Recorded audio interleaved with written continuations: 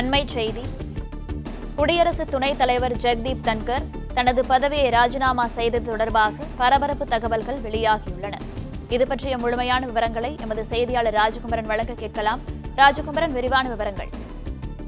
ஜெகதீப் தன்கரை பொறுத்தவரை அவர் ஆளுநராக இருந்த காலத்திலும் சரி, குடியரசு துணைத் தலைவராக இருந்த பொழுதும் சரி, திடீரென ஒரு சில முடிவுகளை எடுப்பார். தன்னுடைய மனதில் இருப்பதை வெளிப்படையாக பேசக்கூடியவர். அதன் காரணமாக எப்பொழுதுமே அவரை சுற்றிய அந்த சர்ச்சையான செய்திகள் அரசியல் ரீதியாக முன்வைக்கப்படும்.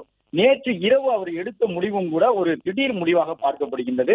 அதிலும் அந்த உள்துறை அமைச்சகத்திற்கு அவர் வழங்கியிருந்த ராஜினாமா கடிதத்திலே அவர் குறிப்பிட்டிருந்தது என்பது உடல்நிலை காரணங்களால் நான் என்னுடைய குடியரசு துணைத் தலைவர் பதவியை ராஜினாமா செய்கின்றேன் என்று குறிப்பிட்டிருந்தார். 2027 வரை பதவிக்காலம் இருக்கக்கூடிய நிலையில் ஜெகதீப் தன்கர் எடுத்திருந்த இந்த திடீர் முடிவு அதனுடைய பின்னணியில் என்ன இருக்கின்றது என்கின்ற ஒரு கேள்வியினை எழுப்பியிருந்தது. இந்த நிலையில் தான் மத்திய அரசுடன் அவருக்கு சில அதிருப்தி இருந்ததன் காரணமாக இந்த முடிவுக்கு அவர் சென்றிருப்பதாக சொல்லப்படுகின்றது. அதிலும் குறிப்பாக ஜெகதீப் தன்கர் அந்த எதிர்க்கட்சிகள் வழங்கியிருந்த நோட்டீஸை ஏற்றுக்கொண்டு மாநிலங்களவையில் எதிர்க்கட்சிகள் பேசுவதற்கான ஒரு கூடுதல் வாய்ப்பை வழங்கக்கூடிய விதமான செயல்பாடுகளை மேற்கொண்டார் எனவும் அதன் காரணமாகவே மத்திய அரசு ஜெகதீப் தன்கர் மீது அதிருப்தியில் இருந்ததாக சொல்லப்பட்டது. எனவே மத்திய அரசு குடியரசு துணைத் தலைவராக இருக்கக்கூடிய தன் மீது நடவடிக்கை எடுப்பதற்கு முன்பாகவே தானே அந்த பதவியிலிருந்து விலகிக் கொள்வதுதான் சரியாக இருக்கும் என்று நினைத்து ஜெகதீப் தன்கர் இந்த நிலைப்பாட்டுக்கு சென்றிருக்கலாம் என்று சொல்லப்படுகின்றது.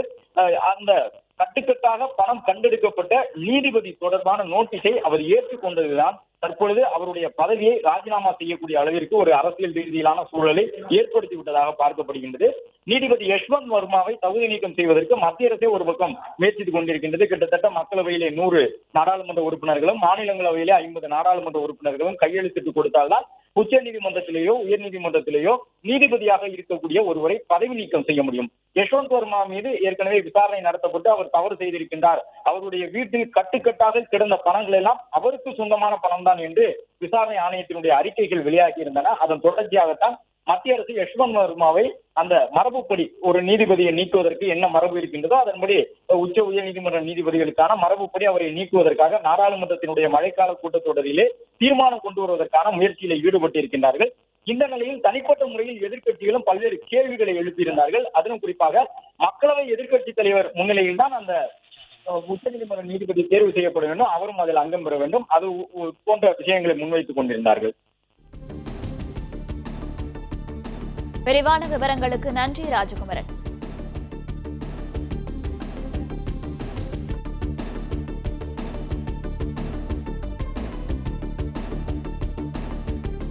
பிளே ஸ்டோர் மற்றும் ஆப் ஸ்டோரில் இருந்து பாலிமர் செயலியை QR கோடு மூலம் பதிவிறக்கம் செய்யுங்கள். செய்திகளை உடனுக்குடன் பெறுங்கள்.